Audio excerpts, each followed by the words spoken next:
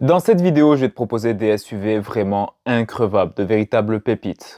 Et si tu veux retrouver facilement la vidéo, pense à mettre un petit j'aime, un petit favori et abonne-toi, ça fait toujours plaisir. Tu peux aussi mettre tes questions en commentaire, j'essaierai de répondre à une dizaine de personnes. Et avant de commencer cette vidéo, les gens pensaient à faire un rapport cas vertical avant d'acheter une voiture, c'est très important. Regardez ça hier, je suis tombé sur cette voiture qui avait un kilométrage trafiqué et elle avait 9 accidents, et de gros accidents. En plus, Car Vertical se base sur les entretiens français mais aussi étrangers, donc vous verrez tout. Et vous avez 20% de réduction en cliquant sur le lien sur ma bio, ou alors vous allez directement sur Car Vertical, vous mettez mon code promo, ça vous mettra automatiquement les 20%.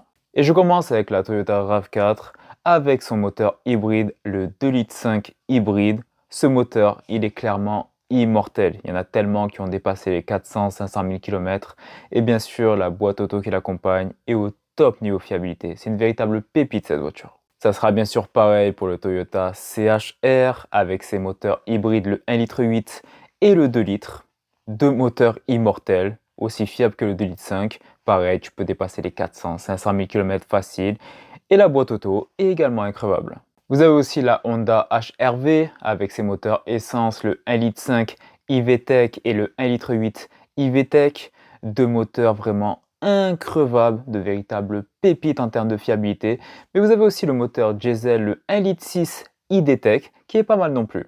Vous pouvez aussi prendre une Dacia Duster de deuxième génération phase 1 entre 2018 et 2021, avec ou le moteur diesel, le 1,5 litre DCI, comme je dis tout le temps, ce moteur est une pépite en termes de fiabilité, surtout à partir de 2012, il est limite increvable. Mais vous avez aussi le moteur essence, le 1,6 litre SCE, qui est un excellent moteur, vraiment très fiable. Vous avez aussi le 1,3 litre TCE, qui est un excellent moteur. Il est très fiable, mais il faudra faire attention aux injecteurs, c'est le défaut de ce moteur. Vous avez aussi le 1 litre TCE, un peu moins adapté parce que c'est un SUV, donc il n'est pas assez puissant, on va dire. Mais c'est un moteur qui est fiable. Pareil, les injecteurs, par contre, sont assez fragiles. Par contre, attention, vous ne prenez pas le 1 litre 2 TCE. Celui-là, c'est une poubelle horrible, avec ses problèmes de chaîne, de segmentation, de consommation d'huile, ses problèmes de turbo.